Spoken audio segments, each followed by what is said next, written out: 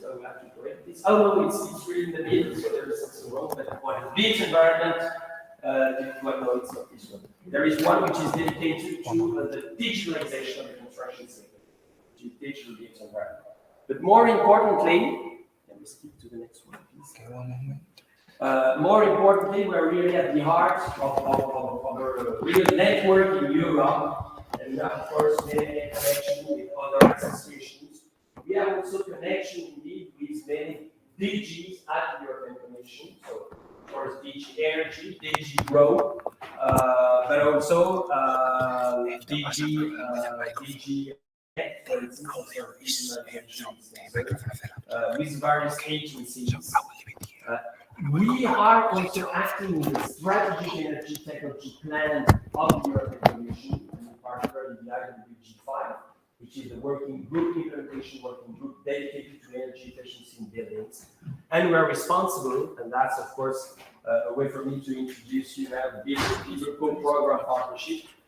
We are two associations, so ECTP, but also the European Regional Network of the World Green Building Council, who are in charge on the private side,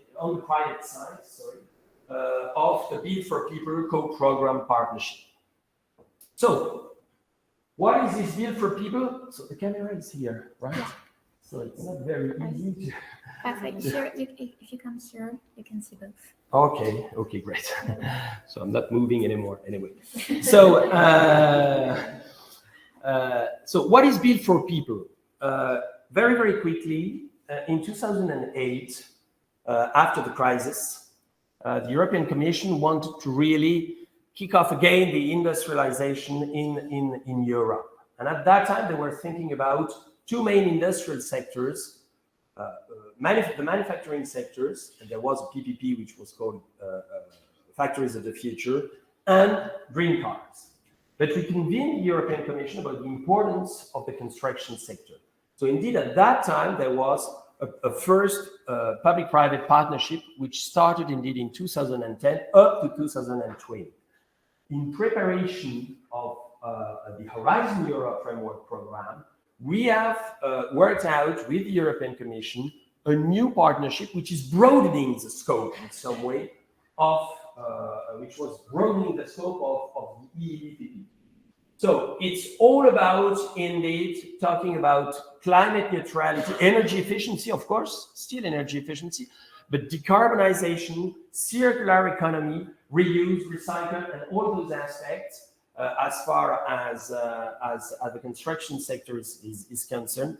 And with two focus, the first one is really on the innovation value chain in Europe, and I'll be back to that point later on. And the second one was to deliver really a user-centric approach for the development and the integration of innovation in our built environment. So that was really the aims, focuses that we decided to have in the Built4People partnership. So we tried to connect in some way our macro objectives with many other objectives. One are, of course, the Sustainable Development Goals of the United Nations, but also, of course, in relationship with all the various initiatives in the European Commission, and in particular, the Green Deal, European Green Deal, the Renovation Wave, and also connecting with, indeed, a new initiative which was popping up at that time, which was the new European Bauhaus, which has been really launched by Ursula von der Leyen. So roughly speaking, you can see, I'm not detailing each and every bubbles of each, of course, but you can see that, well, we have those macro objectives in terms of course, developing sustainable communities with, I would say, more energy efficient, but also affordable built environment, developing some technological sovereignty and material security, improving indeed the competitiveness of the construction industry, in particular through these innovation value chains, and of course, acting at level of the climate action and sustainable consumption. And at least at level of the operational level, you can see that we have developed a set of activities that, of course, are now put in place in the context of Built4People. And one is important So you have, of course, the collaborative project, where we are acting with the European Commission to define the codes, topics for the various working program of Horizon Europe. But there is also this creation of construction innovation cluster, and I'll be back very quickly to that point later on. So what we have done is that we have developed general objectives, specific objectives, and operational objectives. Once again, not detailing all of it, but definitely the general objectives is about having some more holistic innovation, which means integrating different technologies, integrating different approaches and methodologies to have a more comprehensive view on the way innovation can be developed and integrated and be implemented in our future buildings and infrastructures. Then it was, of course, supporting the sector from industrial point of view, and leveraging, of course, on the need for decarbonization and sustainability, but also trying to develop more and more activities relating to change the behaviors of people. You can integrate every very top-level technologies and systems in our built environment if the users are not conscious about the power and the potential of those technologies. Then unfortunately, in most of the cases, we will miserably fail in hitting the objectives at the end of the day. So really having this user-centric approach is very, very important. So with respect to those objectives, and as usual, because the European Commission is keen, of course, to have some kind of assessment of what we are doing, what are our activities. When I say what we are doing, it's not myself as ECTP, it's not only ECTP, World Building Council, and the European Commission, it's all of you, all the projects, and all indeed the activities, including many additional activities that the construction stakeholders are involved in. And we define a set of KPIs in order to better assess and evaluate at the end of the day in which way we have been indeed efficient in hitting, hopefully all, or at least most of the objective that we define at the very beginning. Just to tell you that what Built4People has its own structure. We have a Built4People partnership board, the role of which is steering indeed the Built4People with respect to the activities, the KPIs, and so on and so forth. There is a management team, of course, which is formed by World Green Building Council and by ECTP. And well, as far as ECTP is concerned, it's myself and Anastasia who is here. So you can, of course, also get to Anastasia if you want more information, and to me at any time.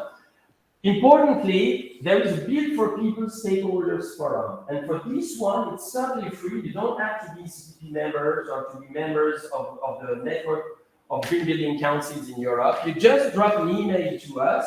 You get the information, of course, to do so, and you will be included indeed in these stakeholder forums, which means that you will receive basically information on Built4People, and in addition, you will be invited at least one time per year to a conference, an event that we organize, which connect, of course, to Built4People. We have also put in place, a link with all the member states, at least with 20 of the member states, which have raised interest in the Built4People partnership.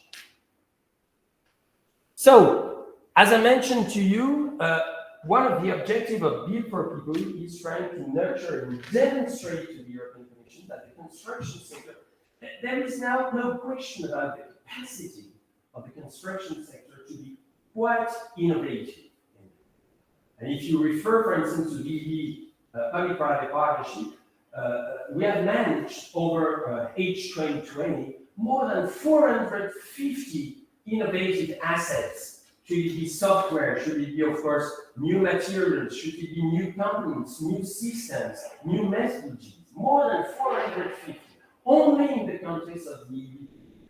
But what we have to go now is to go one step beyond and to demonstrate that the innovation value chain, which must include many different actors in the construction sector, can indeed work together locally most of the time, but also with national and potentially European interactions. This is indeed the objective of the Built4People Innovation Cluster network that we would like to put in place by the end of Horizon Europe framework. So roughly speaking, you have the definition. An innovation cluster is a local or regional socio-technical ecosystem which bring together actors from the built environment. And what we call in the Built4People Innovation Cluster is that we just want to tune them a little bit toward the Built4People objectives. So most of these innovation, most if not all of these innovation clusters already exist or are nurturing for other reasons. We are not ourselves creating new clusters, but we will demonstrate to the European Commission that those innovation clusters are indeed able to work together and, by the way, to share knowledge in the network and good practices toward the objective of the Built4People partnership. What we have already done is that when we erected Built4People, we start from the Built4People general and specific objectives. But as I mentioned to you, at the same time, the new European Bauhaus initiatives popped out from the European Commission. And we are trying indeed to link now also those Built4People general and specific objectives with the NEB vision, so that tomorrow our Built4People innovation clusters in our Built4People network will be aware and as much as they can applying the NEB vision formed by the NEB core values and the NEB working principles. So indeed, we define a number of success factors. What we have developed is definition of a number of 6 indeed Built4People success factor, which must indeed integrate the whole value chain, have multi-objectives, potentially be cross-sectoral, potentially be cross-border, and we are, for instance, forming right now a cluster with the Basque Country, both in Spain and in France, and that's an example, of cross-border, and that's the first innovation cluster in the network. And we imagine that there will be 3 types of Built4People innovation cluster. We don't expect that one innovation cluster is getting to become a Built4People innovation cluster, just snatching your fingers. So indeed, there will be a process, and we will support, of course, the innovation clusters along the different paths, along the paths for this process to become indeed either prospective or then emerging or established Built4People innovation cluster. And that will be my last slide.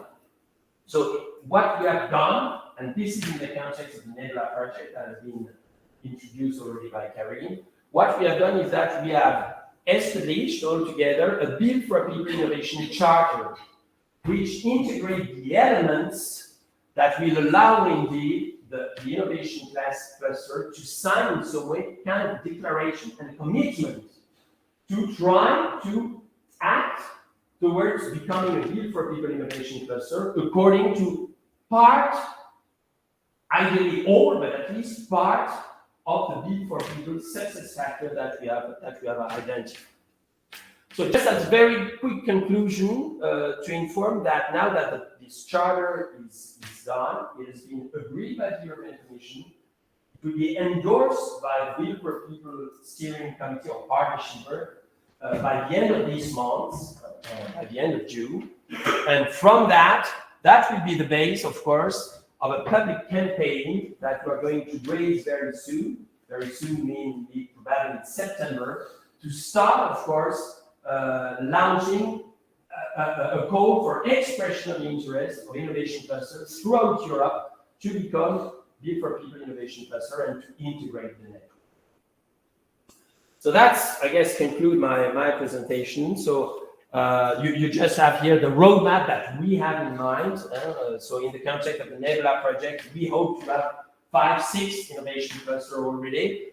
And by the end of Horizon Europe, at least a minimum of 10 to 15 of those Built4People innovation clusters. Maybe we get more, hopefully, but those are at least the targets.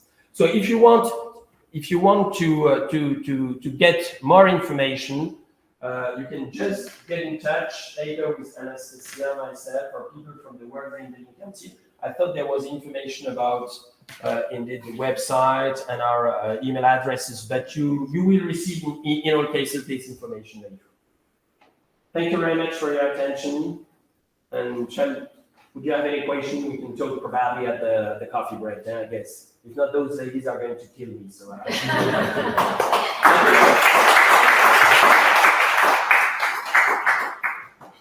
The idea is really for those who have not registered online to this matchmaking and that are here in the room, please let us your email address so that we can come back to you also and give you the email information of everyone in the slides so that you can come to us with your questions. They appear after the meeting. And now that you have had an extensive presentation of the B4P partnership, we will shortly introduce the new European Bauhaus initiative. As Karin said, the European Commission could sadly not be here today. It's a small team taking care of the new European Bauhaus.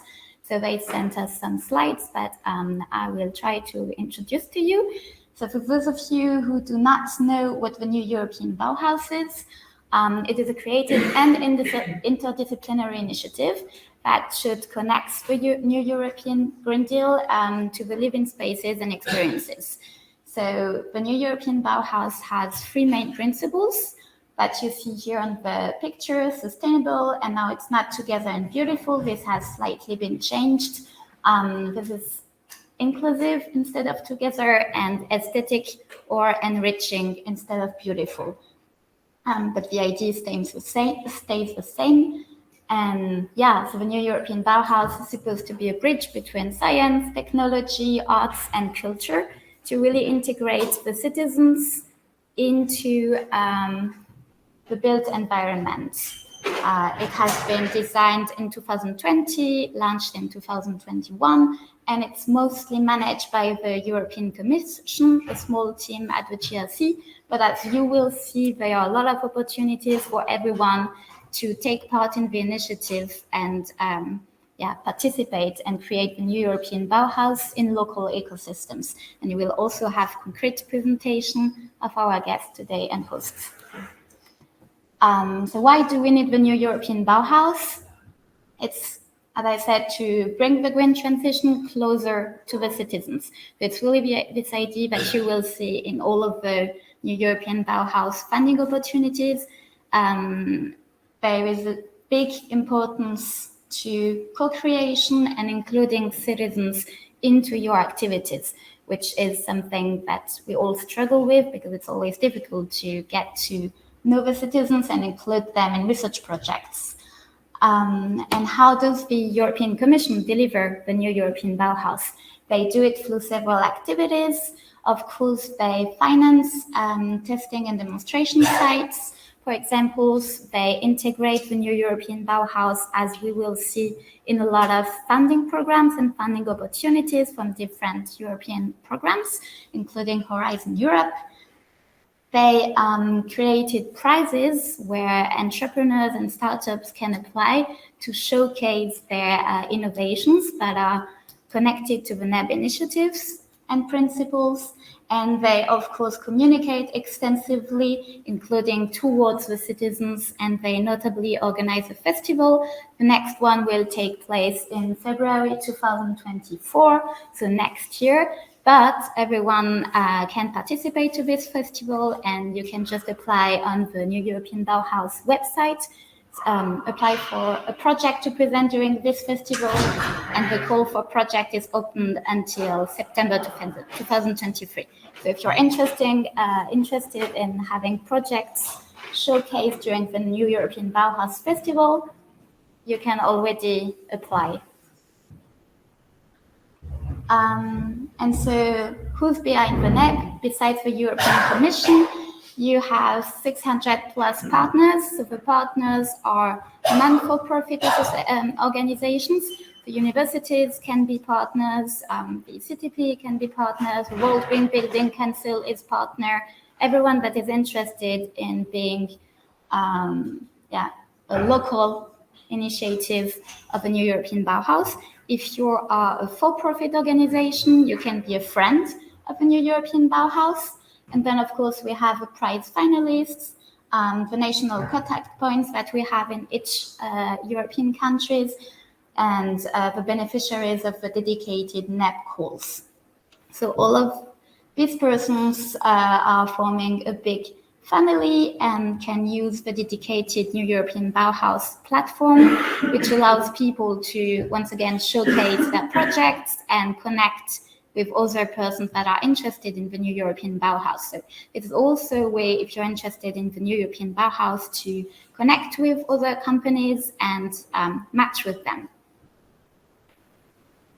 And so concretely, to bring the New European Bauhaus experience towards the citizens, this is one example of several local initiatives launched by the New European, by the Commission, which are the New European Bauhaus labs. So you have many of them. It's a bunch of initiatives. So for example, the NEB Stewardship Lab aims at creating a network of hubs that are dedicated to skill force. So if you're a training hub and wants to be included in the New European Bauhaus, you can. You have dedicated projects to bring the New European Bauhaus in the mountains. You have, of course, projects for innovation fundings. There are several labs and initiatives launched by the Commission to bring the New European Bauhaus closer to citizens in different kind of environments.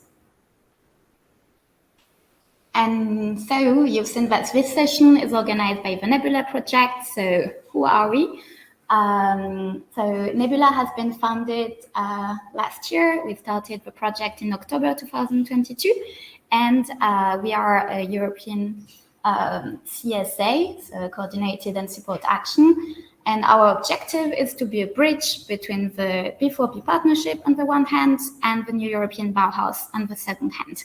So our objective is really to support the Commission in answering to the two main critical challenges that are sustainability and resilience on the one hand, and being more people-centric on the other hand. So we have developed several activities. We foster dissemination and adoption of the New European Bauhaus, and we aim at facilitating access to funding and networking opportunities for innovators to really create these networks that will allow to bridge the two initiatives. More concretely, we have this network of B4P innovation clusters that have been presented by Alain, that are developed in the framework of the Nebula project, and they are connected to our several activities. We will launch peer learning activities on the New European Bauhaus. So this includes a release of a vademecum that will guide innovators to the net concepts more concretely. That's what we can find now on the Compass, for example. So this will be released by the end of July. We will organize a series of webinars on specific New European Bauhaus initiatives. And our objective is also to develop a network of NEB advisors, so in different organizations. So if you're interested, if you know what the New European Bauhaus is, if you're handling projects that are linked to the New European Bauhaus, and if you want to bring it to your ecosystem, you can become a NEB advisor through Nebula and be connected to our ecosystems and the B4P ecosystem. So if you're interested, you can come back to us later on. The second main activity is the open innovation support to clusters. So we are using the meta building platform for that, which is a platform developed for the built environment in the framework of another project coordinated by Novatec in F4, which is one of Nebula partners. So they propose many innovation supports, and this will be offered to our clusters. And finally, we aim at improving access to finance. So this matchmaking is one of the examples of what we aim to do. And we are developing a finance toolbox that will be available soon on the B4P website. So the toolbox will both aim on facilitating access to private and public funded with concrete guidelines, materials on how to answer and how to raise money. We're doing matchmaking session, capacity building workshops for clusters, and on-demand financing help desks to clusters. So that's it for our presentation, and now I leave the floor to our hosts that will present concretely how the European law has been used in it.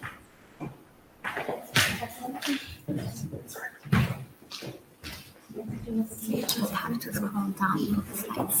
Oh, so if I look down, Yeah, it's scrolling down. We are professors of the School of Architecture. You are welcome. This is our house. And we are academic, but also we have some important research.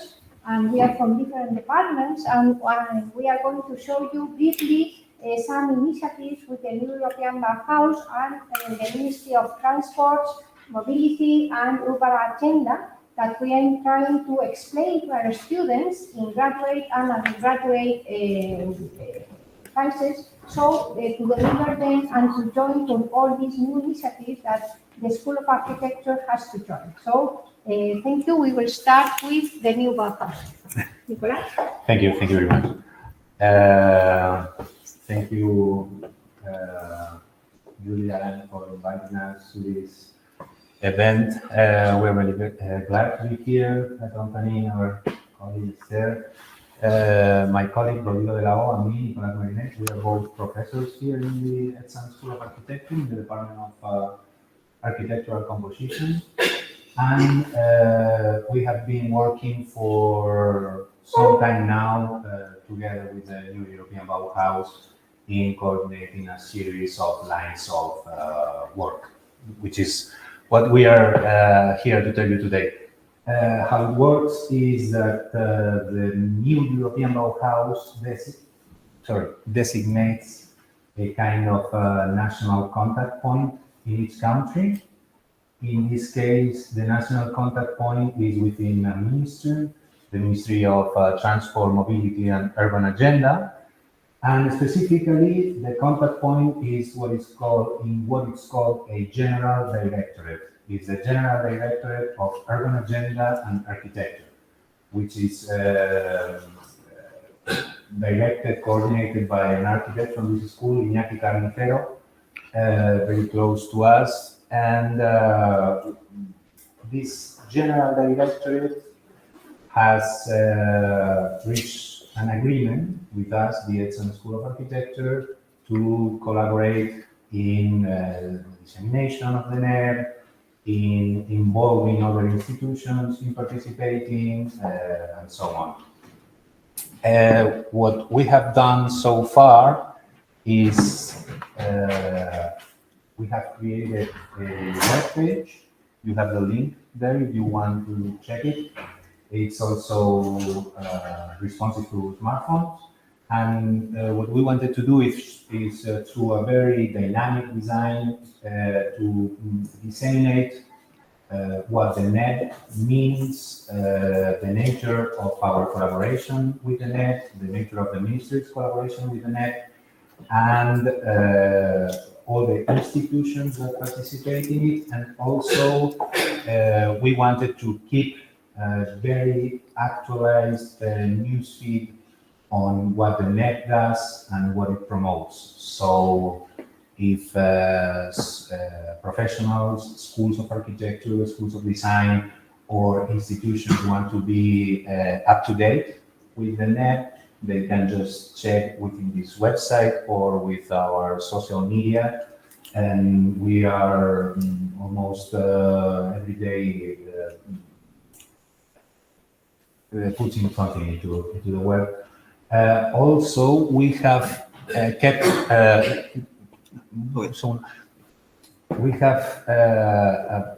an interesting feature, which is a searcher for projects linked to the NEB, that you can search by country, by topic, and so on. We have up to 40 projects right now, and it's also a very useful feature of this webpage. The second line of work with the General Directorate has been related to research, and mostly through official research programs promulgated by our government and the European Union. Our government, through maybe the two main lines of financing research, which are through the Foundation of Science and Technology and the governmental general plan of research, have established a new category dedicated exclusively to the NEB.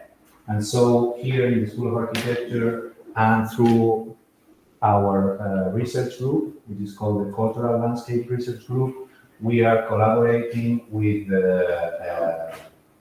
several research institutions, and we can give advice to people, keep people informed on new calls for applications, for financing. We are also very interested in calls oriented to hiring pre-doctoral and postdoctoral researchers, all within the framework of the NEB. Last year, last September, we carried out a line of work dedicated to specific research about the NEB, about the new European Bauhaus. We organized an international conference called New European Bauhaus, challenges in design education, I think it was the subtitle, and we collaborated with the main institution of architectural schools in Europe, the European Association of Architectural Schools, EAAE. In this conference, we had more than 120 participants, and we wanted to bring together a lot of people dedicated mostly to education to reflect, to think on several topics related to the new European Bauhaus that we thought needed a closer look. We divided it into 3 tracks. The one dedicated to practice, to contemporary design, one dedicated to education, to how to design curricula, and one dedicated to critical positions. What should we do better about the NEB? And we had a lot of sessions about participatory design, sustainability, equality to design, which is a very complex topic, and challenges in design curriculum, for example.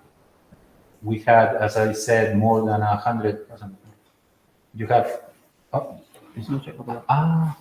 we had some numbers related to the conference. We had more than 120, no, more than 110 abstract submissions. We accepted less than half, I think it was, and we are now about to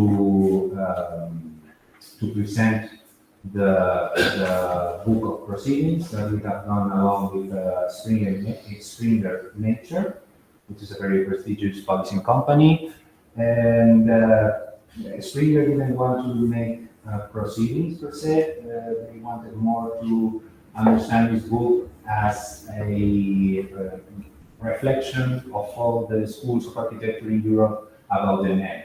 So it's going to be maybe one of the first publications of this kind, tackling the NEB, and we are very proud of it. We will present it maybe this month or next month. And finally,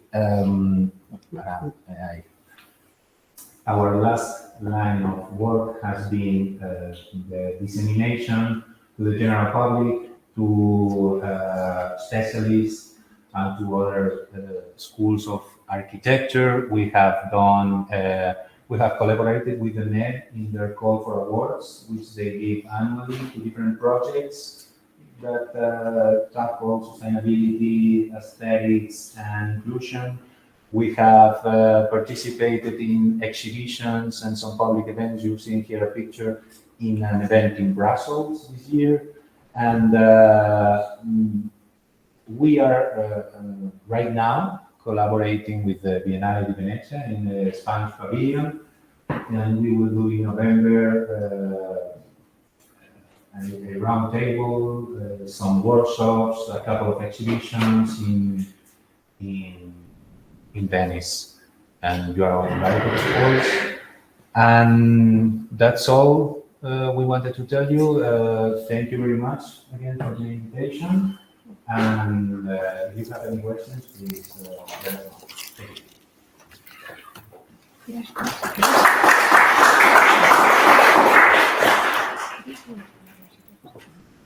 Thank you for having us here.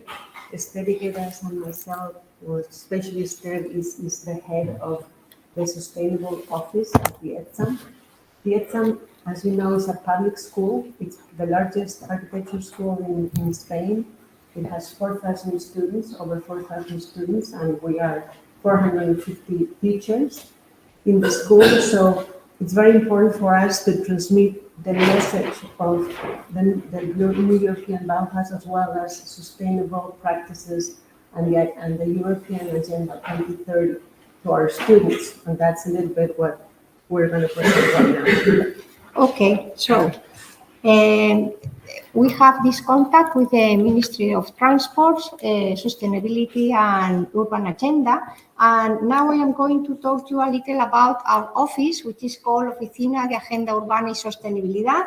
And well, we have been teaching sustainability from decades, even before the word was born, because well, our relationship with the nature, with the balance, with the energetic and environmental issues, it is in many subjects of this school. But in this case, you can see the design of a protocol with these entities, which it was a symbolic starting point, which now we are developing.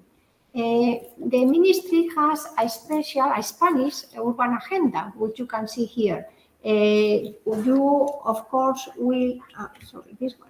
You know, this 17 Sustainable Development Goals, and now this agenda has made a specific transformation of all of these 17. They are transformed in 10 general objectives. They are called like that. So they are adapted to the special situation of the Spanish cities. We have, of course, to have more compact, to not waste circular economy. Well, many of the things we have already heard in these first sessions are summarized in these 10 points. So the idea is these 10 points to have across about all the departments of this school. Of course, they are not the same. Some of them are more suitable to make these objectives in than others. You can see here the different departments of this university, and some of projects or urban planning, of course, they are completely alienated with the 10 of them. But also we have at the end a master course, Master Habilitante, which that is the idea that the student becomes really an architect at this final point. So in this Master Habilitante, at the end, more of these ideas of the sustainability and how to develop all these objectives in real case study and in real projects are delivering in this master course.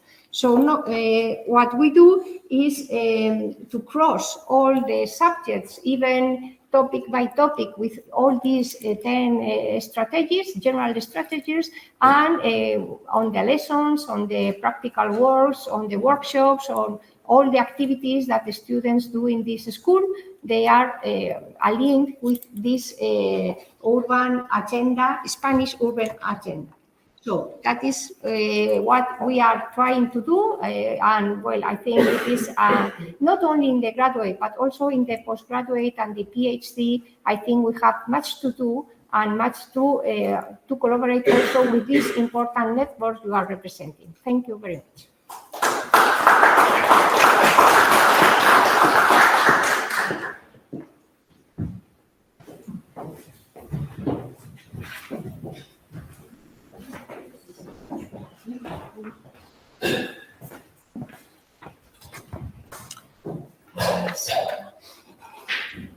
All right, so we'll now present you some of the upcoming calls from the European Commission that are related to the new European Bauhaus and B4P. Oops, sorry.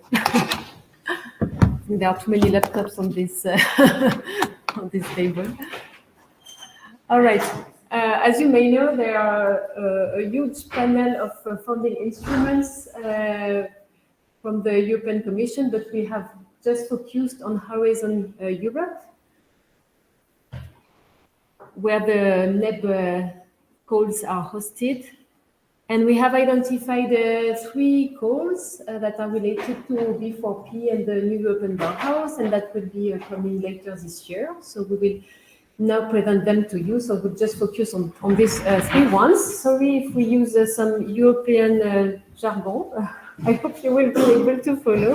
But yeah, if you have any question, we can discuss at the end, of course. So I will start with this one, which is supporting the creation of an accessible and inclusive built environment. I have the whole call with me in case you have questions, but I'm just trying to summarize it. So it's an innovation action. It means for private actor is 70% funding. The deadlines is early September, so it's already open. The budget is 2 million.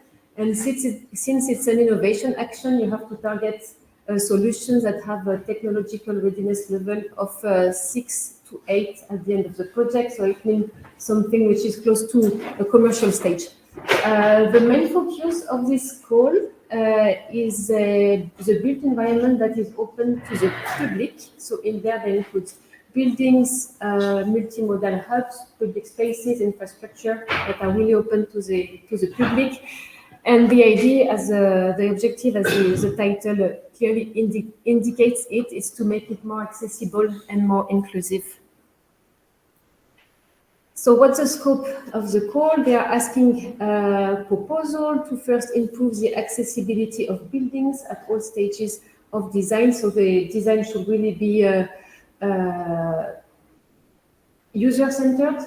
To improve the accessibility, they put a lot of emphasis on flexibility and adaptability to future uses, but also to changing conditions in a changing climate, for instance, more energy efficiency and improved comfort and sustainability. And finally, the promotion of soft and active modes of mobility, including for people with disabilities.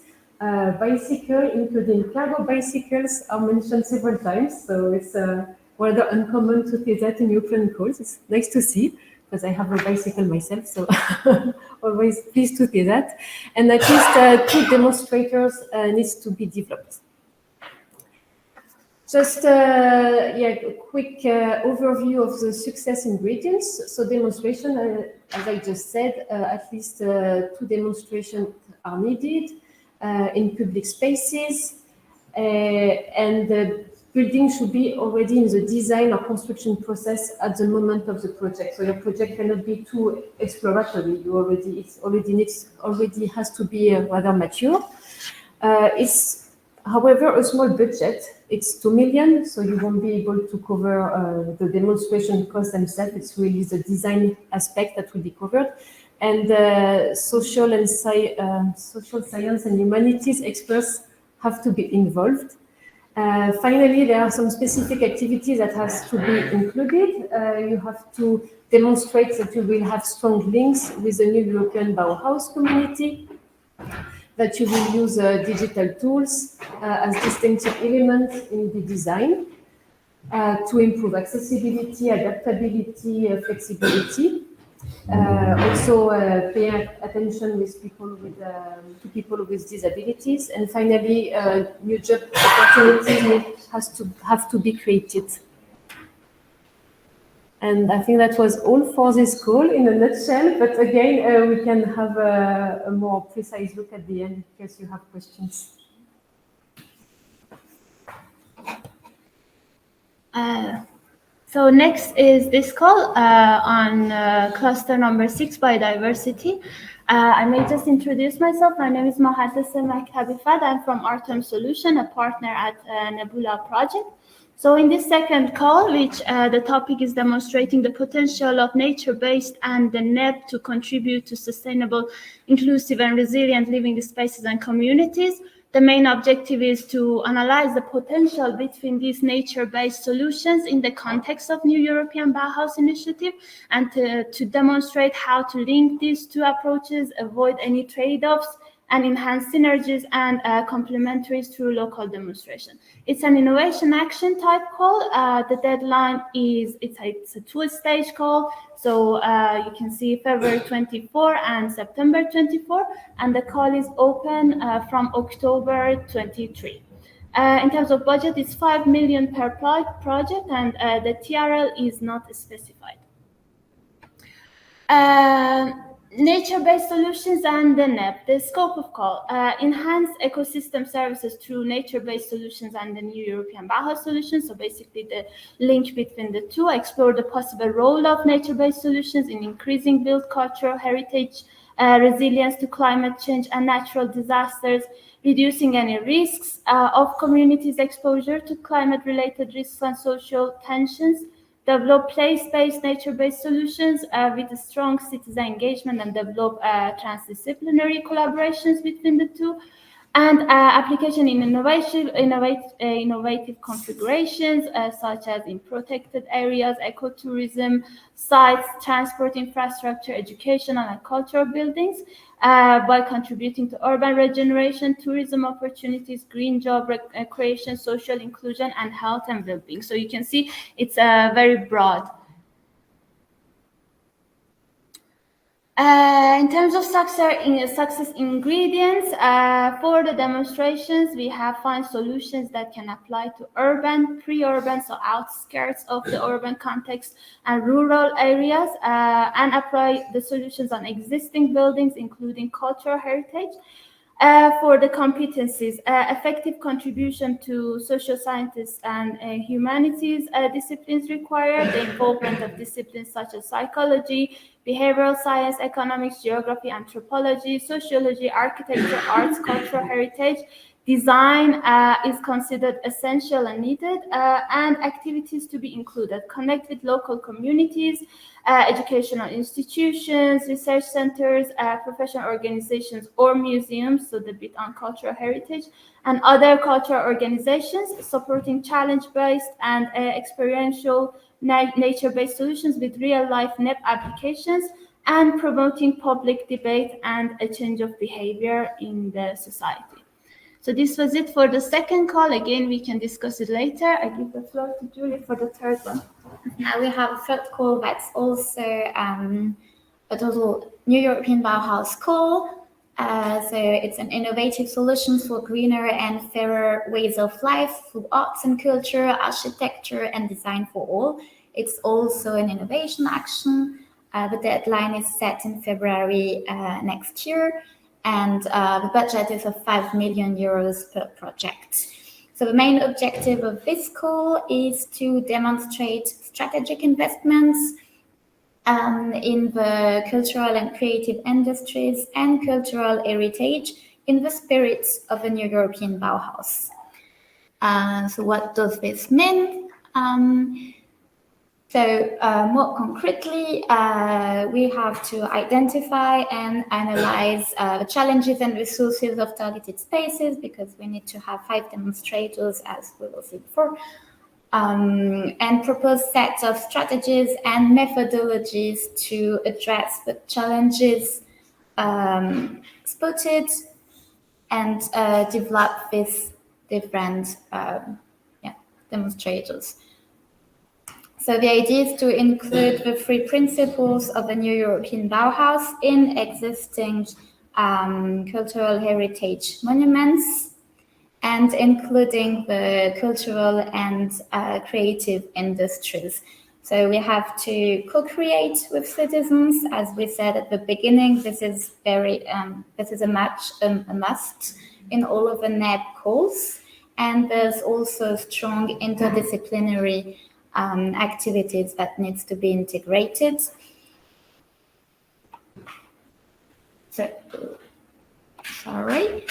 at least 5 small-scale demonstrators have to be organized in this proposal, and minimum 3 of them should be in different countries. Of course, we need to bring the quadruple elite stakeholders together, which means researchers, practitioners, managers, and of course, entrepreneurs from the cultural and creative industries.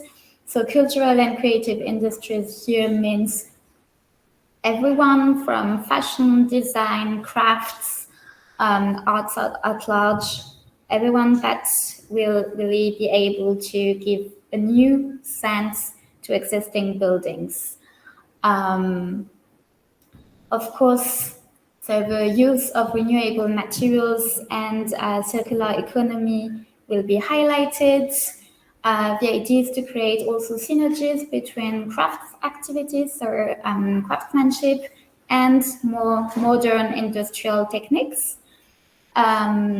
And to work on the life extensions on the monuments. So the idea is not just to change an existing cultural monument, but really to respect its first destination and to make something new that will last in time. So there's also, the idea of understanding the monument destination and make it last. That will be very much important. So with our 3 calls that we have selected so far, because we thought they were interested, they are related to the New European Bauhaus, and they have deadlines that will come soon. They are also in the Horizon Europe program, so it's easy to collaborate with them wherever you're from. But of course, there are many different funding opportunities related both to the Built4People partnership and to the New European Bauhaus. What we do in NEB Lab is just we identify these topics and we use the meta building platform, as explained earlier on, to put all of these funding opportunities on. So you will have a link to this funding toolbox, and you can also find, you will also be able to find news related to the funding opportunities on the Built4People website. Just a disclaimer, it's not yet live, the Built4People website, but it will be by the end of the month. And there's the Nebula LinkedIn, where we also advise and promote the links. So now we'll have the pitch sessions, and just Karin has created a QR code. I will show it at the end. Yeah. Okay. When you go out of the room, there will be a QR code that you can scan to register your interest in the form that you mentioned earlier. The link is at the bottom from the piece of paper. So you can scan the QR code and you can buy that shop there. And then you can give us your email address. They may have something to say.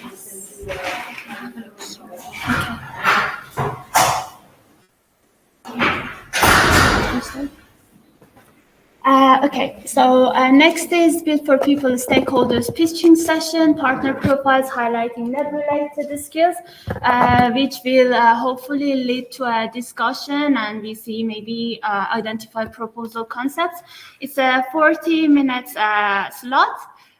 We have received 8 contributions from 8 different companies, so thank you very much if you are among those that have sent us, from which 3 of them are here in the room, I believe, and 5 of them are virtually joining us. For those 5, I will be presenting them, but then for the other 3, I later will give the floor to you when the time comes. Each company, we take 2 or 3 minutes to present them. And also at the end of this pitching the slot session, physical participants who have not completed their pitch slides, you have the opportunity to maybe raise your hand and give us a very quick profile update, a profile presentation about your company, any NEB related skills that you have and you want to share with us. And yes, if you have any questions, you may raise your hand. And also for the online participants, if you have any questions, please drop it in the chat. I may go to the next slide. Let's start with the first profile pitch. It's from University of Porto, Faculty of Engineering, Laboratory of Building Physics, from Ana Sofia Guimares. She has sent their profile, so thank you very much, Ana Sofia. And in the next slide, we can see the objective of their faculty and also construct research unit. The Laboratory of Building Physics has a division dedicated to determination and characterization of high-growth thermal properties, which are needed to evaluate the performance of new materials and as input to numerical simulation models. They have different divisions such as instrumentation and monitoring, providing support to experimental works, advanced experimental techniques such as thermography and gamma rays attenuation, modeling, optimization and statistical studies, and building pathology and refurbishment. And in terms of NEB related skills, on the bottom you can see NEB core values, and on the top the skills that they have and how they see the relevancy. So the three NEB core values, as Julie mentioned, are enriching or aesthetic or beautiful, sustainable and inclusive. So for their skill, they have 3D printing in construction. Their project, they have mentioned its name, it's MIT. Social housing, retrofitting, energy and comfort. The project is Don't Freeze to Death. Green roofs, energy efficiency, heat island, green roofs performance assessment, and treatment of rising damp, hydro-regulated wall-based ventilation system.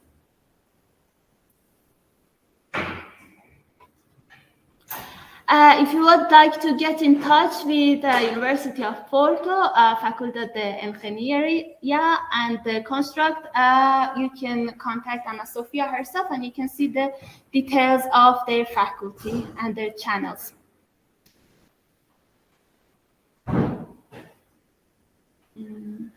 Okay. Next is Fuego, again from virtual participants, so I'll be presenting it.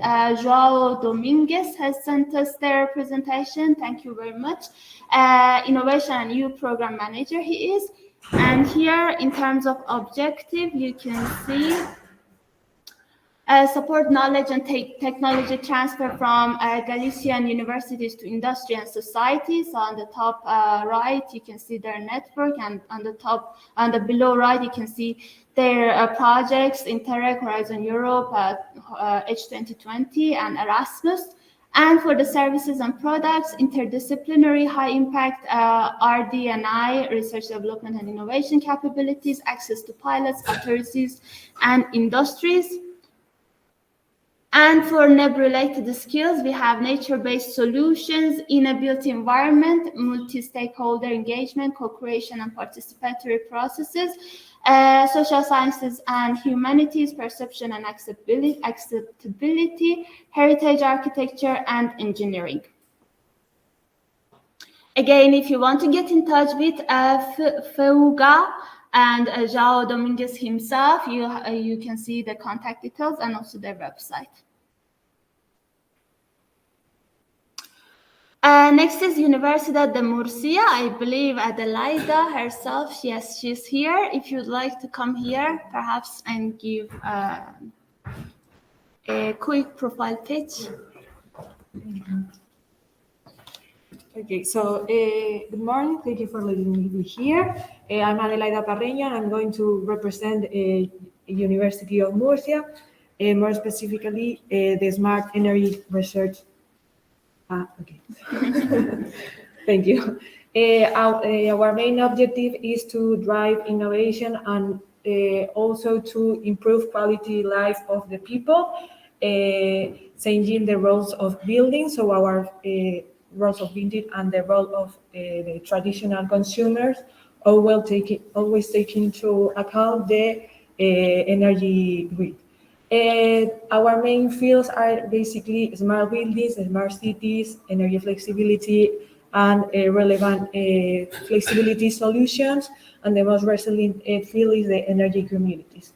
This is my team. One of my colleagues will with me tomorrow presenting one of our projects focused in energy communities. And we have been in different projects, European projects, that the recent are finished, which is focusing changing the role of buildings to have more active agents and always taking into account the grid. OneNet, which is we are a pilot where we are doing some testing to apply demand response event as an energy flexibility solution, and then Masterpiece is the one regarding energy community aspect. So the one. Scroll down. Sorry. Sorry. Thank you. So regarding the new European Bauhaus skills, we are a multidisciplinary team, always active to and open to collaborate and to be in other projects or collaboration with other institutions and companies.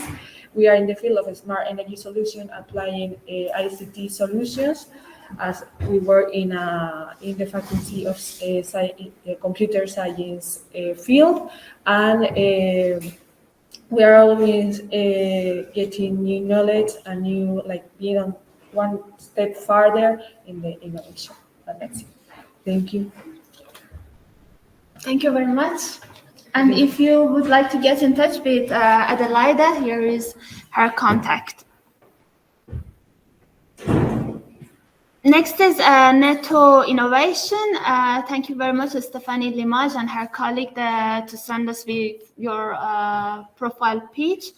They are virtually with us, so I will be presenting Neto Innovation myself. It's a specialized company in innovation management and funding. It was created in 2021 with expertise in European, Horizon Europe, for example, Eureka and French funding schemes such as BPI France, ADEME, and also Eurostars. For the services, partner search, grant writing and review, project management, technical consultancy, tax credit for research and innovation. And you can see their network and partners that they have worked with, for example, VTT from Finland, SEA, Eurocat, and others. Activity domains, green and sustainable energies, printed and flexible electronics, healthcare, and innovative materials. And also, I believe that it's not, this slide is not the most updated. I believe that they have also just submitted 2 Horizon Europe proposals under Cluster 5 related to sustainable buildings and future-proofing historical buildings for the clean energy transition. And they built a strong network and will address, they're interested to address similar topics in the future. So if you would like to get in touch with Stephanie and her colleagues at Neto Innovation, here is their contact. Let's go to the next profile page. It's Habitech. Thank you very much, Marcello Curci, for sending us your profile. He's EU project manager at Habitech, an Italian company that we, R2M, had the honor to be partnered with at Instruct project. In terms of objective, leading the construction and energy markets towards sustainability and innovation. For services and products, green building rating systems, sustainability assessment, decarbonization services, ESG and EU taxonomy consultancy. And for EU projects, EU R&I projects such as for Horizon 2021 that are ongoing, Stardust, Built in Wood, Green Deal, ARV, and Pearls. And on the right, you can see their building and real estate consulting certificates, such as, for example, ARCA. NEB-related skills, a sustainability assessment of buildings, inclusive multi-stakeholder approach, ESG strategy, and road mapping. So if you would like to get in touch with Marcello Curci and his colleagues at Habitech, here is his email address and their website.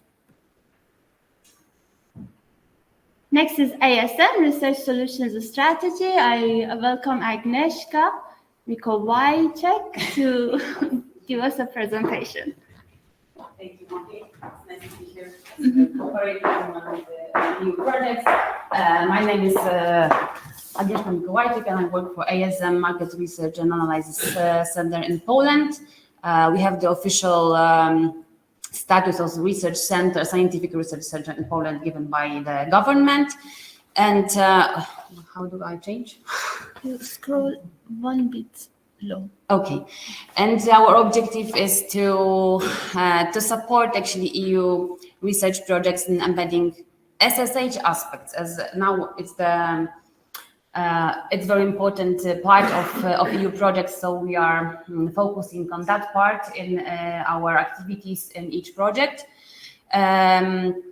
What are our services and products? You can see here that we are specialized in co-creation and stakeholders engagement.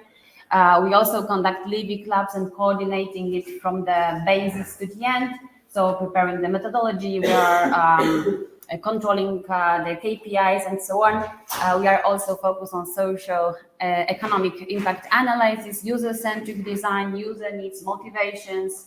We are providing also support in creating business model, exploitation strategies. And what is my part is a dissemination communication plan and strategy for the whole project to be visible, to reach the stakeholders that we want to reach. So this is the mostly my goal. And my colleague here supporting EU projects and business models in market analysis to enter the market with the final solution, with the final product effectively, and actually not to put the results of the project on the shelf, but actually enter the market and have some profits and benefits coming from the solution that we bring. Now, actually, we have over 50 projects finished. So also in Horizon project, but also in different EU programs. So the experience is for us really useful and really effective. And we are approaching really deeply each project and trying to give our specific experience to fulfill all the commitments that are given in the proposal. We are also coordinating projects as a coordinator and preparing proposals at every stage. This one? No. Okay. And a short summary of NEB-related skills. So, as I mentioned, social, economic, and user research, user-centric design, communication, social dialogue, and exploitation and market entry. So you're welcome to have a chat with us during the whole Sustainable Places conference, as we are here for 2 days, representing 2 projects, Cogito and communities. So hopefully we will catch each other during the conference today and tomorrow. Thank you.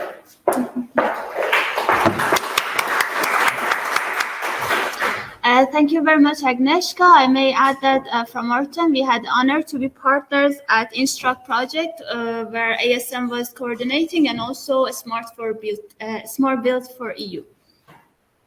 Let's go to the next profile page. It's EUREC Research, Institute of Renewable Energy. Thank you, Giulia Paoletti, for sending us your profile page. They're here with us online, so I'll be presenting it. Energy efficient buildings for objectives, European Green Deal, carbon neutral buildings is their domains, and development of renovation strategy, building clusters, innovative solutions, processes, and financing schemes are the type of services that they provide. And below you can see their projects. So for life, they have Build Up Speed and Horizon 2020 Remodelers, where again, we are a partner with them. In terms of NEB-related skills, development of energy renovation strategies, integrated project delivery, innovative solutions, and a building as a whole system.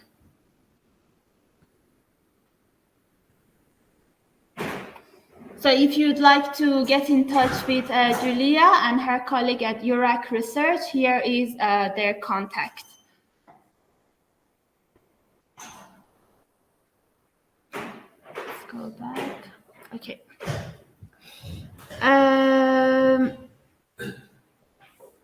Yes, next is Cirque. I see Miguel Gomez should be with us in person. Hello, nice to meet you.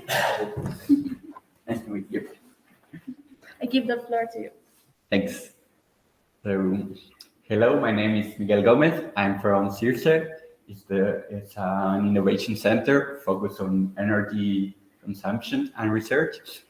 I'm going to be giving a... Scroll one down. Okay, thanks. A briefing into what we do at CIRSE and about our company. So we are a non-profit organization that researches about all kinds of technologies regarding energy. And our objective is to always be on the cutting edge research for this kind of technology and to transfer this knowledge to the companies. So we usually study projects that have TRLs that are very advanced, and we also give specialized training to all kind of professionals in the sector. About our services, we're giving services about energy efficiency, electricity grids, 4.0 industry, renewable energy, circular economy, and smart mobility.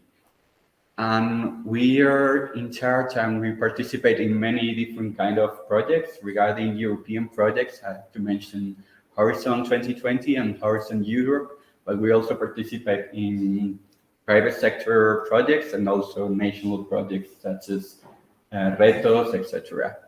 I have a picture of the team in here. In CIRSE, we are about 250 professionals working together to get a more efficient and more advanced technologies for the industry.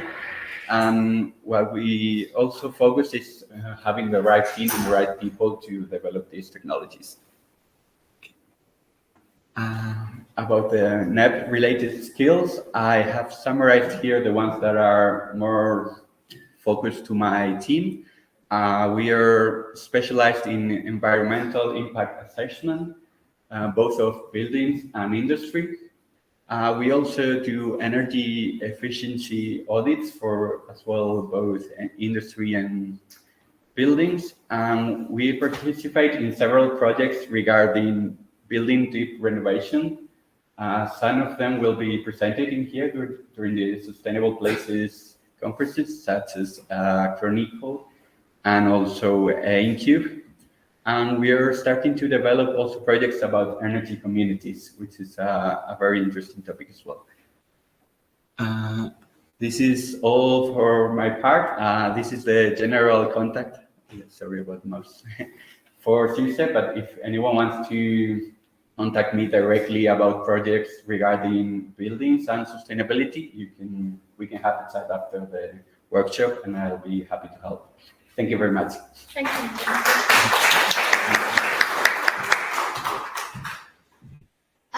So thank you very much for all of you for your attention and also the virtual participants. We have time, and also I believe maybe some of you in the room would like to pitch your company. Maybe quickly raise your hand, give us a profile pitch and introduction on the company, what you do, and if you have any NEB related skills. Yes, please. As you like.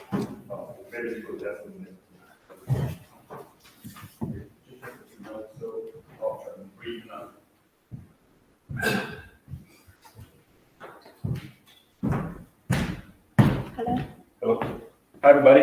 My name is Mattia. I'm from STAM. We are a SME from Italy. Probably some of you know us, and I'm sure their email address have come in contact at some point, maybe with some of you. We are a consulting engineering company. We are divided mainly into 4 areas, which are digital solution, robotic and mechatronics, simulations, and modeling and aeronautic services. In short, we try to provide high-tech and innovation services to our clients, leveraging all the different, opportunities that can be found both national, but obviously at the European level. And just a quick touch on NEB, on the NEB program. Me, myself, I'm following all the energy solution systems that we develop within the digital solution area. And we work with, obviously, energy efficiency. We work with the demand response. We work with pretty much anything that's to do with energy, with strong connection with the built environment. So with buildings, either for manufacturing, but even residential buildings and such. So there's definitely a lot of opportunities that can probably be analyzed and touched. Thanks. Thank you very much.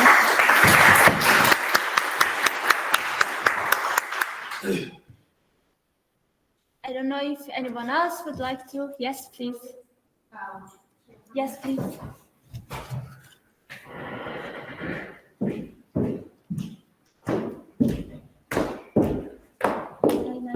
Hi.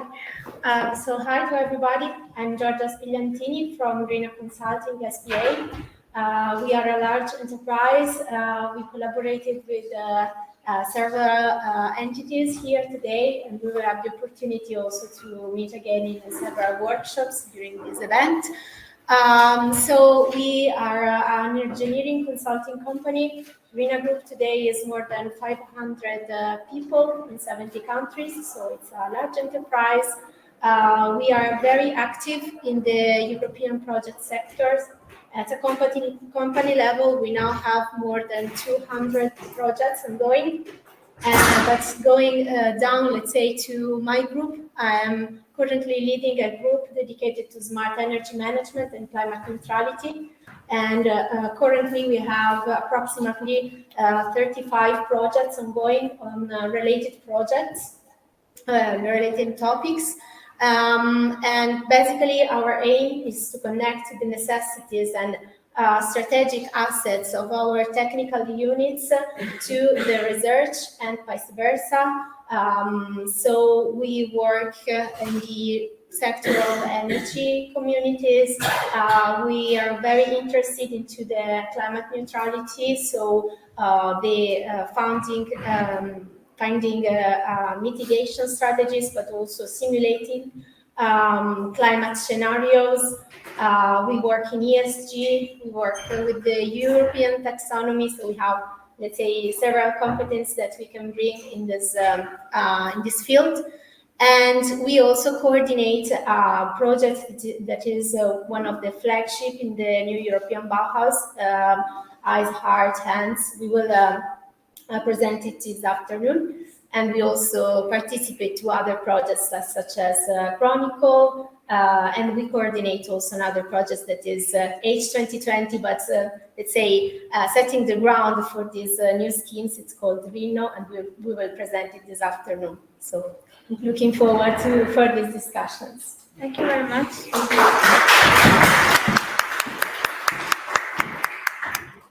Yes, please.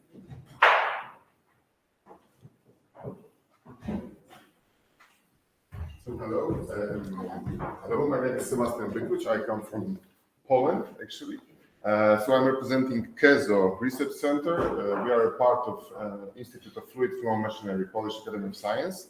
And actually, I was not prepared to say anything today, but I didn't know that I will have a chance. But I will tell you what we do. And actually, we are now a part of five European projects, where three of them are actually pretty close to the NEP-related topics. So two of them are developing energy island possibilities and creations in one in a village and one also in the city, where we have partners from the energy company, DSOs, municipalities, some local stakeholders like citizens or housing association. So we are human-centric, building some new energy systems, including energy storage, PV on the buildings, energy management systems, EVs connected. and we are trying to implement new possibilities of creation of energy society in Polish law, actually. So which is not easy because the law is not there yet, but we are trying to create this basic things and cooperate with people. We are cooperating with companies, as I said, with energy storage technologies, energy management systems, and local energy modeling, planning, and management. So that's our field of expertise. And also maybe as a part, because I was asked with my friend, by my friend representing the energy storage company and energy management company, which is called Stay On Energy Management and Stay On Energy Storage. They are also a part of our projects, and they are developing this new dedicated micro storage energy system for houses or bigger for the DSOs. So we have this type of cooperation. Also, we have strong contacts with municipalities and all energy companies in Poland. So we are open for cooperation later on. Thank you very much.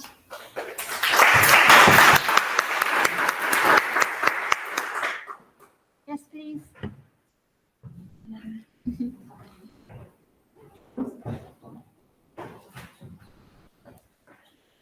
Hello.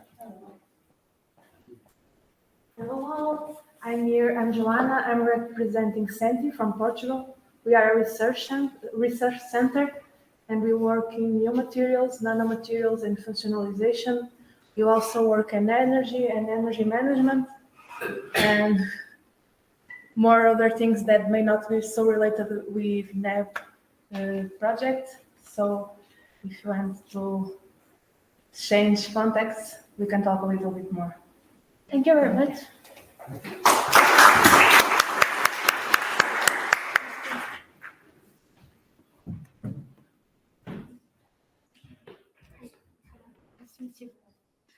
So thank you for this opportunity. I was not ready to talk as well as the previous colleague. However, my name is Riccardo Merizzi and I work for One Team, which is an Italian medium enterprise.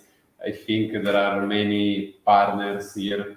We are collaborating together in some projects or proposal, for example, also RINA, CIRSE. And basically, our core is building information modeling. We are an IT consulting company, therefore we work with customers, but for example, my role is only related to the project management of Horizon Europe projects, and we are very much interested in those call for proposal related to architecture, engineering, construction, but also design and manufacturing. Indeed, together we will do presentation about a project in which we are working on Horizon 2020 project, which is called EcoFact, Energy Factory Management System. And I think that if we can collaborate together, I would say that you can consider us as a software partner because we do development on software, open source or even commercial softwares. We are platinum partner with Autodesk. Autodesk is main partner for IC and design and manufacturing. And we also work with geographic information systems. So there are, I'm seeing some calls that are related maybe to large scale urban district level, and we also have expertise in this field. And that's it. I mean, we are 100 people, therefore we have a huge technical staff made up of also software integrators and system integrator engineering. Therefore, our role is mainly related to software, and I think there can be some opportunities to talk together also after this workshop. Thank you very much.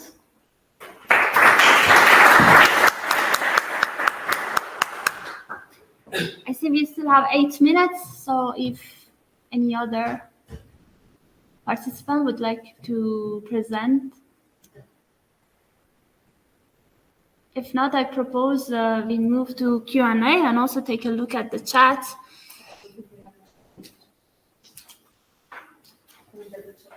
I do have something new, yeah. Thank you.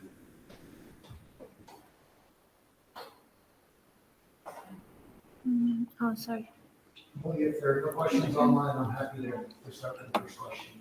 Yes, please. I am monitoring the chat. Sorry. Yes, there are no questions at this moment. Where are the questions? Next. Okay, yes. Okay.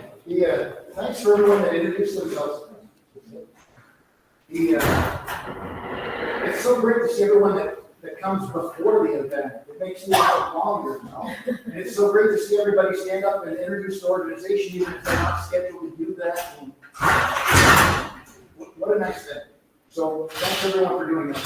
And one of the biggest values of Sustainable Places has always been the opportunity to network. So now we have maybe an hour or two in bonus of the event to talk about ideas and learn each other, because it's hard to catch everything, because everyone in this room is doing a great job, doing great projects, has great experiences, and yet the ability to cross-level that a bit is what this event is about. So thanks for that. The second thing I would do would kick off with a question, and maybe it's strange, Elaine, that I asked this question, but perhaps there are other people that have the same question like me. So for me, the calls from the European Commission just rain down. And how they're generated is an enigma to me, but I understand from these general objectives, specific objectives, and everything you brief with the Built4People partnership. I know we have a voice for the Commission, but I don't believe it. So I'm curious if you would just give a couple of examples about how these calls come to life and how we're a part of the process, because I've never participated. So I've always been on the action end. I see something and we're in the fight. Whereas you're directly on, I think, this connection point between the Commission and the people. And I'm curious how that works. So I saw the slides, but I still can't, in terms of mentally roadmap it, how we actually have a voice, some examples of that in a success story. Yes. Well, if I have a couple of minutes, hopefully, yes. Just getting back a little bit in the past. When we started indeed with the ECTP, with the European Construction Technology Platform, that was in 2004. And at that time, that's true that, and that was one of the reasons also of the technological platform that had been launched and supported by the European Commission.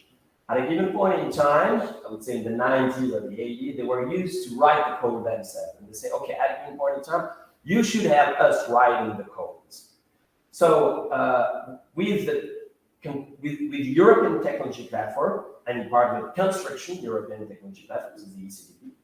In that case, we were able, of course, to start elaborating strategic research and innovation agenda, roadmaps. And in general, we were trying to share this with our various colleagues in the various DGs and units of the European Commission. So they started, of course, leveraging on this, still, I would say, writing the codes in some way. And one of the points that I noticed, and that's in particular true with the construction sector, is that we were never sure about which topics they are going to really select in some way, which will be the level of funding, and so on and so forth. One of the strengths of the partnership, that was the case for the ECTP, and then that was the case for and that is now the case for the B4People partnership, is that now we are in a position to really work out the codes and the topics with them. So there are, in some way, then two cases. When you see in the working program, in that case now, right now, I started the 23-24 working program of the European Commission, and the codes now are popping up. There are two types of code. The Built4People codes have been indeed erected by the Built4People Partnership Board, which means that we are working with the European Commission. We work together, we have meetings. I should have introduced this, but that was yet another information. But I can explain you the way it's done. It's a step-by-step process in relationship also with the member states. But when we work out through 3 or 4 drafts until the very final draft indeed, and then the code, we work out with them and we define the code, which means really we write the codes ourselves. But that's really for those ones who are member of the Built4People Partnership Board, which means that you are ECTP members, or well, you are ECTP members in the EBPP, and now you can be ECTP members or World Building Council stakeholder. So in that case, it's really leveraging, of course, on the strategic research and innovation agenda of Built4People, but which is largely mirroring, indeed, in that case, the ECTP1. The ECTP1 is broader because Built4People is not covering all the areas and actions of the construction sector in terms of research and innovation. Then in ECTP, what we do is that on a regular basis, roughly speaking, every 4 years, I introduce to you very quickly this notion of committee, ECTP committee. In the ECTP committee, you have executive board, okay, which means roughly between 10, 12, up to 15 people in each committee, who is keen to dedicate a little bit of time to work out, for instance, on a position paper. And we do it every 4 years. We try to have a new position paper for each committee, so independently. We try also to establish the synergies between the 6 topics, or areas. And we define these position papers, which are in general the basis then to erect a revamping, a renewal of the ECTP strategic research and innovation agenda. And those position paper and the SRIA, we share it with many other DGs. But of course, the difference between Built4People and all the other regular codes is the following. With Built4People, we have secured, roughly speaking, 400 million of budget coming from the European Commission for research and innovation. So we know that those 400 millions, they are secured in some way over Horizon Europe, and they are really focused and supporting indeed the objective of Built4People and the topic that are elaborated by us with the European Commission through the Built4People Partnership. And for your information, because even if we have broadened the scope with respect to the E2B, Built4People, all partnerships are connected to one of the clusters of Pillar 2 of the Horizon Europe program. And in that case, Built4People is indeed linked to Cluster 5, which is indeed about energy, decarbonization, and mobility. But leveraging on the ECTP SRIA, we also each other, of course, potential codes in, for instance, Cluster 2, Cluster 4, which is about industrialization and digitalization. And for this, we talk with DGRT and Cluster 6. But that's true that we give them our topics and our SRIA, and then they reuse it, but it's not done exactly we are less influencing, I would say, or less impacting by writing ourselves the topics in, just like it is the case in Built4People.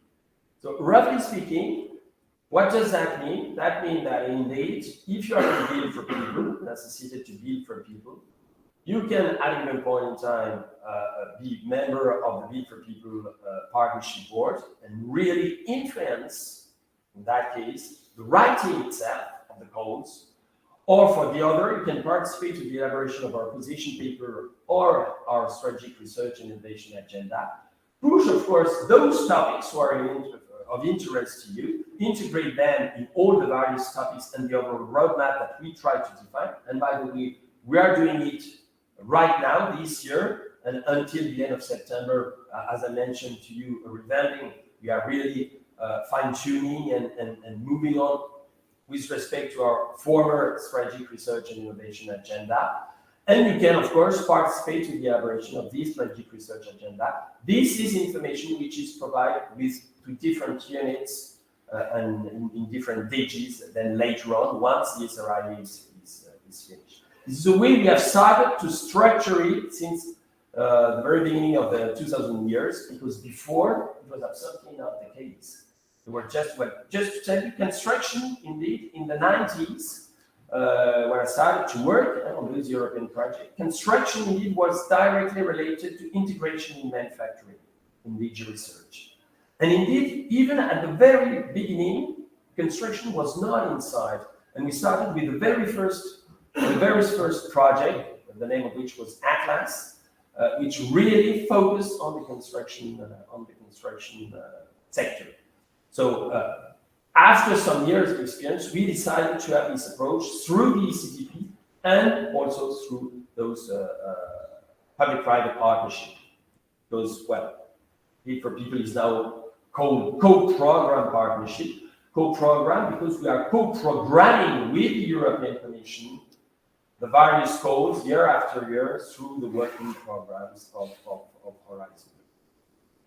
So hopefully it gives you a little bit more information about the way it is processed. Of course, everything is not fully strict and frozen, and some of the goals, of course, rely also on the interactions and personal interaction that sometimes some of our ECTP members have with some specific officers, in units, in some DGs. And they are, of course, in some way representing ECTP and pushing goals which are of interest for them, for instance, around cultural heritage, for instance, or maybe nature-based solutions. It's not only ECTP, and when I say ECTP, I mean the ECTP team, which can do everything. So our members, of course, some of our members, and in particular the chairs of the committees, have a role also to play to push, of course, those ideas. So even in Cluster 5, you know that you have those Built4People calls, but you have also what we call regular calls sites, which are, of course, focusing on other aspects of energy efficiency in buildings, which are of interest, of course, for DG Energy in that case. And this Cluster 5 is, of course, managed in some way by DG Energy. And this is, by the way, our main, the lead contact point in the European Commission for Built4People, DG Energy and Cluster 5. Please, hopefully it has answered your question. Thank you, Armin. Anyone else have any question related to the pitches, to the companies, to funding opportunities, or wants to introduce something else? I have one opinion, but I don't want to be the only one. So. there is some as well. I had a question maybe to our Spanish colleagues with the presentation of what they have introduced with NEB. I've been used to the fact that the Spanish guys are very, very well structured. I can tell this because, well, indeed, in relationship with the ECTP and the construction sector, there are national construction technology platforms. And at the same time, by the way, and this is also a little bit in relation with meta building, we quickly introduce it, but with two projects that we have launched and the meta building platform. We try to indeed relaunch a network of national construction technology platforms. But the reality is that the Spanish have been, I would say, really the more advanced in this. And there is, of course, PTEC, which is the Spanish technology, the Spanish construction technology platform, which is very, very well structured and organized. So I was wondering, you have done something which is very, very similar, and I've been very, very impressed by what all you have already done with respect to the NEB. But I wanted to know, is it a similar reality in other countries? Are you aware of that? Are you interacting with them? the European Commission supporting you a little bit in the organization of this? Well, just open question, but to know if, once again, this is the Spanish, really showing the way the others should go on, or are you, or is there already kind of a network of these national net platform, if I may say, because you have at least erected a Spanish net platform.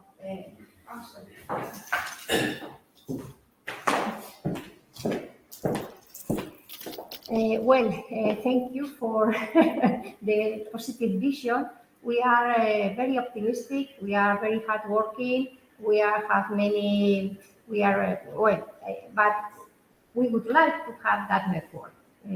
I would have to say that the constructive sector in Spain is very strong and very.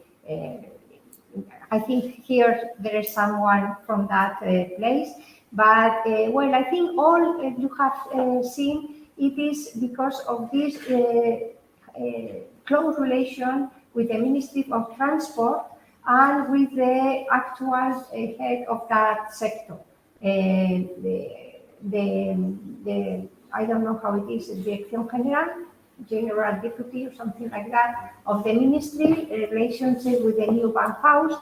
He has made this initiative, and we have made all these events only by ourselves and the way we understand in a very voluntary way. But now they are very visible, and I think we have to make this network because even only with Spain I will be happy, and of course in other European countries that will be the best. So I think these opportunities may make something like that a great network, because the students, they have many opportunities, and when you make some projects with them with real life or fundings or strategic clients of the European Union, you go further because they engage more with the projects, and they have many ideas. They are very creative. So I think that is the way. So we will have to, and I hope some of him we have heard maybe from other universities or other more academic or more research, or I don't know, but I think the new European Bauhaus is a very, very good opportunity for all of us. If I may, very clear. So in that context, do you plan, of course, but I can imagine that you plan, of course, to associate these initiative, innovative SMEs in Spain, but also probably big players, big contractors, because you have many, for instance, in Spain. I'm just referring to Acciona, Ferrovia, Dragados, and all those ones. Okay. That will be. But so there is no formal network, European network. By the moment. Yes. I hope it will be. So maybe other countries can learn about what you're about. Of course, have you funded, or did you get some funding from the Spanish government? No, not at all. No, we don't get funding. And so there is a big handicap about that. Now it is in the website of the ministry, so all these initiatives, and it is now visible, and it is the first steps to get known and to have all these initiatives linked together and in a more European transversal way. That is the idea. So no funding, but they are supporting you, maybe providing sometimes, facilities for events or these kind of things, or? Well, I don't know the detail, but no, not much. Because there are different ways to be supported. Of course, funding is probably the best way to be supported, yes. But that big event, my colleague showed you, it was hosted here in the School of Architecture, and where you had all these rooms and so on, and so that is the way we work together, no? But there is no extra funding for it. Okay. Thank you very much. Can I ask a question? First, to present myself. My name is Patricia Perez, and I work in Acciona in the Technology and Innovation Division. We are members of the ECTP. We have also involved in the partnership board in the B4People. I work in the team of Javier Bonilla, so I have a lot of familiar faces here. Thank you for the session. It has been really interesting, and I have a particular doubts about the European Bauhaus. In the approach that you already mentioned about if we have a specific amount of budget for specific activities, if we have a calendar of what kind of strategic activities we need to carry out. And also, in previous slides, you mentioned that this initiative is managed by the Joint Research Center. And then in Spain, it is managed by you, by this person involved in the direction and so on. But in other countries, do you have any link of the list of the people that is managing this new European Bauhaus in other countries in Europe, or in how you manage the activities with the Research Council and the other members of the European Bauhaus, just to understand a little bit more about this initiative? Thank you. I think that's for you, no? I don't know. At national level, at European level, I don't know. I'm not the European Commission, I'm not the GLC, but from what I understood, there are national NCPs, so in all of the European countries, which the European Commission tries to be in touch with. They are presented on the website, so you can have access to them, you can find the contacts, but to be honest, for example, we are from France, so we tried with the French NCP, but did never reply. And when we exchanged about that with the GLC, they told us that they have closer links with some of the NCPs, and the initiative is not yet completely set up in all of the countries. So even for them, they are a small team, and it's difficult to be in touch with everything. And I think, and I believe that that's not just my personal opinion, from what I understood from our discussions, what they really expect is that the initiatives grows from the grounds, and it's not completely managed by the GLC itself. So they are really keen to see new initiatives and affiliated initiatives that grow from local ecosystems. So they would be very happy to see universities or other types of partners doing and taking initiatives, doing some projects, and then get in touch with them to levelize it, a new European Bauhaus. So it is more a bottom-up. Exactly. That's also have forum within housing Europe, so it's a they have this NEB crisis, NEB awards, well, a lot of things that are coordinated at EU level with the support of GRC. But then, yeah, indeed, you have this local initiative, so it's supposed to be really a mix of both. Okay. This is something which is very, very new, to be honest. European Commission. It's under maturity. Yes, so it requires some maturity. It's probably, it is going to be a little iterative and incremental, probably. It's also a little bit of probably learning by doing as well. But it's supposed to, as it was mentioned, as Julie mentioned, it grows also a little bit from the ground. So the European Commission is ready to provide instruments that will help you, of course, having more visibility and bringing kind of soft framework. But they are, of course, waiting for people who choose. With the partnership, there is no funding. At least there is funding for our members when, of course, they write proposal and hopefully they get funded for the project. But there is absolutely no funding for managing the partnership. The ECTP has been managed by ECTP over 10 years, and that was managed by us without absolutely no one single euro from the European Commission. You just get a little bit of support through one CSA over 10 years, which was over 2 years, and which allowed us to structurally build, I would say, our own framework in terms of partnership. And then now with the B4P partnership, there is absolutely no support. Even if we go for the website, we do it by ourselves, and we get contracted with some software developer to do it, but this is all on our side, so there is no funding. And that's the same more or less with On the other hand, there is those, exactly, those NEB prizes, NEB awards. And of course, now there are some funding, which has, I would say, really pushed under the NEB level. So. Okay. Thank you. Thank you. Yes. No. All right, I think it's time to close the session. Thanks a lot for coming. I hope it was our first matchmaking session in Nebula. So if you have any suggestions for improvement, it's more than welcome. And you also keep posting for the next sessions to come. Won't make it like this sessions. And yes, I hope you gained some insights into the new European Bauhaus and also what's happening behind the scene for the B4P calls. If you have further questions, you can ask Anna in the next days.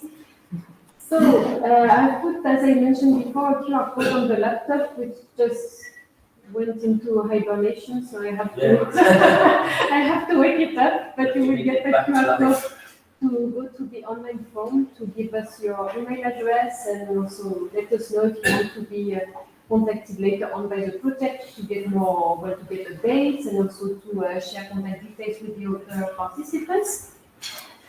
And yeah, this afternoon we also have another session which is hosted by Nebula that you are welcome to attend. It will be at 4, if I'm not mistaken. Yeah, in the same room. It's the same room. So we hope to see you back here. I think some of you are making presentations, so we'll see each other again anyway. And yeah, thanks again to you all for coming. And I'll just go and wake up my laptop before I go.